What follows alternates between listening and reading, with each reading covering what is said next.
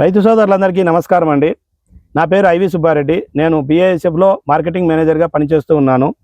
ఈరోజు నేను వెంకటరెడ్డి గారి టొమాటో పొలంలో ఉండటం జరిగింది. ఈ టొమాటో పంట వయసు దాదాపుగా 60 రోజులు వచ్చింది. ఈ 60 రోజుల వయసులో ఉన్నటువంటి టొమాటో పంట మీద దాదాపుగా మీరు చూస్తూనే ఉన్నారు, గత నెలగా మనకు వర్షాలు పడుతూనే ఉన్నాయి. ఇంత వర్షాలు పడుతున్నప్పటికీ మొక్క మీద ఎలాంటి చీడపీడలు లేకుండా సస్యరక్షణ చర్యలు వారు చేపట్టడం జరిగింది. ఈరోజు వెంకటరెడ్డి గారి మాటల్లోనే BASF వారి ఉత్పాదనలు ఏ విధంగా పనిచేస్తున్నాయి అనేది వారు తెలియజేయడానికి ముందుకు వచ్చారు. వెంకటరెడ్డి గారు నమస్కారం అండి. నమస్కారం అండి రైతు సోదరులకు నమస్కారం. నా పేరు వెంకటరెడ్డి, మాది ములుగు మండల్, సిద్దిపేట డిస్టిక్, మాది నాగిరెడ్డిపల్లి విలేజ్. నేను టమాటా సాగు చేయడం జరుగుతుంది. టమాటా సాగు చేయడం వల్ల BASF వాళ్ళ సలహాతోని నేను మొక్క నాటిన 15 రోజులకు ఇమ్యూనిటీ పాలిగ్రామ్ స్ప్రే చేయడం జరిగింది. తర్వాత పురుగు మందుకు ఎక్స్పోనస్ వాడడం జరిగింది. తర్వాత పచ్చదొమ్మకు తెల్లదొమ్మకు ఎఫికాన్ వాడడం జరిగింది. దాన్ని వాడడం వల్ల మా పంట ఆరోగ్యంగా బాగా ఉంది. ఇంతవరకు విన్నారు కదండి, వెంకటరెడ్డి గారి మాటల్లోనే వారు ఏ విధంగా ఈ పంటను సంరక్షించారో విన్నారు. దాన్ని కూలంకషంగా మీకు విపులంగా విశదీకరిస్తాను.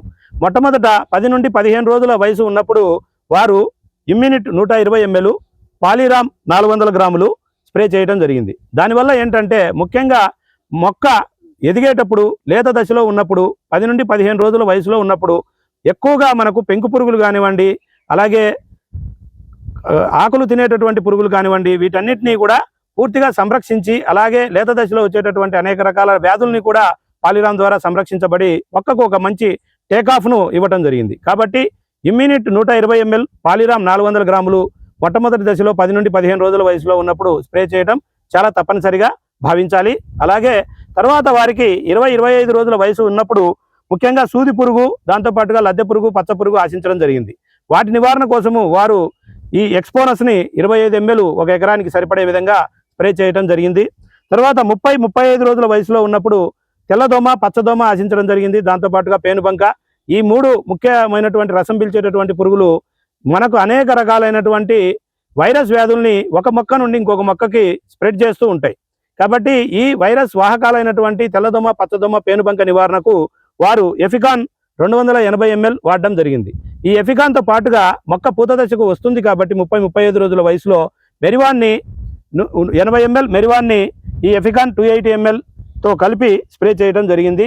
కాబట్టి ఈ విధంగా 3 ముఖ్యమైనటువంటి పురుగు మందులు, అలాగే 2 తెగుళ్ళ మందులు ఈ విధంగా ఆయన సంరక్షణ చేయటం వల్ల ఈరోజు పంట 60 రోజుల వయసులో ఉంది. మీరు ఇక్కడే చూస్తున్నారు, మంచి పూత ఖాతకు వెళ్ళిపోతూ ఉంది. కాబట్టి పంటకు మంచి టేకాఫ్ ఇవ్వాలంటే మొదటి దశలో 10-15 రోజుల వయసులో ఉన్నప్పుడు ఇమ్యూనిటీ వాడడం అనేది చాలా అత్యంత అవసరం. దాంతోపాటుగా పాలిరామ్ తెగులు మందును వాడుకోవాలి. అలాగే మనకు పురుగు మందులు అయినటువంటి ఎక్స్పోనస్, రసం పీల్చే పురుగులను నివారణ చేసేటటువంటి ఎఫికాన్ని వాడి ఈ రైతు వెంకటరెడ్డి గారు మనకు చక్కటి పంటను ఈరోజు తీసుకురావడం జరిగింది. కాబట్టి రైతు సోదరులందరూ కూడా ఈ విధమైనటువంటి BASF ఉత్పాదనల్ని వాడుచు వారి యొక్క పంటలను కూడా సంరక్షించుకోవాల్సిందిగా కోరుచు సెలవు తీసుకుంటున్నాను. రైతు సోదరులు తెలియజేయడం ఏమనగా BASF వారి కంపెనీ మందులు వాడడం వల్ల పంట అధిక దిగుబడి రావడం జరుగుతుంది. మీరు కూడా BASF కంపెనీ మందులు వాడి అధిక దిగుబడి పొందగలని కోరుతున్నాను.